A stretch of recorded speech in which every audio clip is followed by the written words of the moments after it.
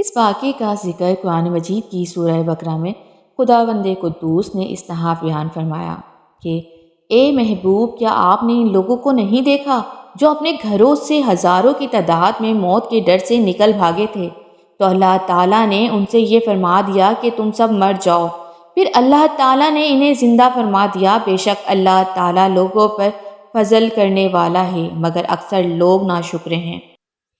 اس کا واقعہ یہ کہ بنی اسرائیل کی ایک جماعت جو حضرت حزقیل علیہ السلام کے شہر میں رہتی تھی، شہر میں طاعون کی وبا پھیل جانے سے ان لوگوں پر موت کا خوف سوار ہو گیا،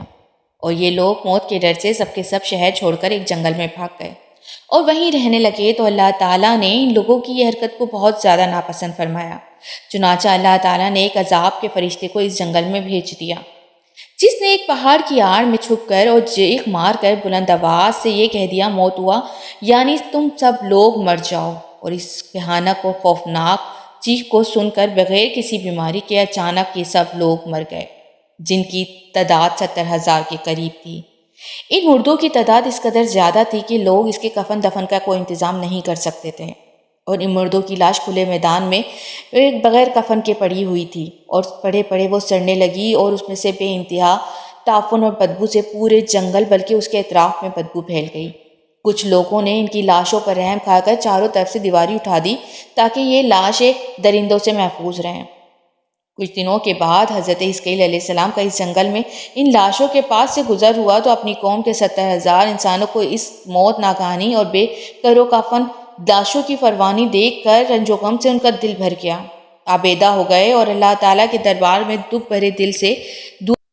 یا اللہ، یہ میری قوم کے افراد تھے جو اپنی نادانی سے غلطی کر بیٹھے کہ موت کے ڈر سے شہر چھوڑ کر جنگل میں آ گئے۔ یہ سب میرے شہر کے باشندے ہیں، ان لوگوں سے مجھے انس تھا اور یہ لوگ میرے دکھ سکھ کے شریک تھے۔ افسوس کہ میری قوم ہلاک ہو گئی اور میں بالکل اکیلا رہ گیا۔ اے میرے رب، یہ وہ قوم تھی جو تیری حمد کرتی تھی اور تیری توحید کا اعلان کرتی تھی اور تیری کبریائی کا خطبہ پڑھتی تھی۔ اب بڑے سوچ دل کے ساتھ دعا میں مشغول تھے کہ اچانک آپ پر یہ وحی اتر پڑی کہ حزقیل علیہ السلام، آپ ان بکھری ہوئی ہڈیوں سے فرما دیجئے کہ اے ہڈیوں، بے شک اللہ تعالیٰ تم کو حکم فرماتا ہے کہ تم اکٹھے ہو جاؤ۔ یہ سن کر بکھری ہوئی ہڈیوں میں حرکت پیدا ہوئی اور ہر آدمی کی ہڈیاں جمع ہو کر ہڈیوں کے ڈھانچے بن گئے۔ پھر یہ وحی آئی کہ اے حزقیل، آپ یہ فرما دیجئے کہ اے ہڈیوں، تم کو اللہ کا یہ حکم ہے کہ تم گوشت پہن لو۔ یہ کلام سنتے ہی فوراً ہڈیوں کے ڈھانچوں پر گوشت پوست چڑھ گیا۔ پھر تیسری بار یہ وحی نازل ہوئی کہ اے حزقیل، آپ یہ کہہ دو کہ اے مردو، خدا کے حکم سے تم سب اٹھ کھڑے ہو جاؤ۔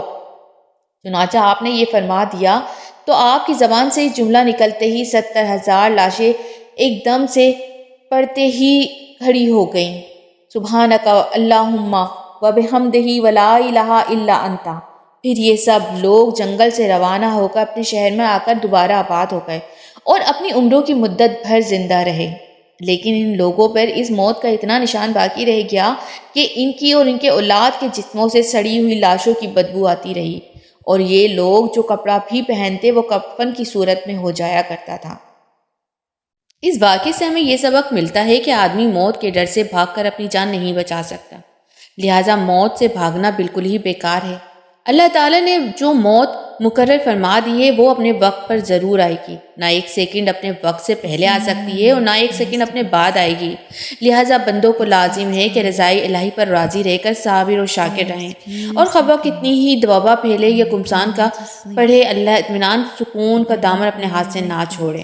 اور یہ یقین رکھے کہ جب تک میری موت نہیں آتی مجھے کوئی نہیں مار سکتا اور نہ ہی میں مر سکتا ہوں، اور جب موت میری آئے گی تو میں کچھ بھی کروں، کہیں بھی چلا جاؤں، بھاگ جاؤں یا ڈٹ کر کھڑا رہوں،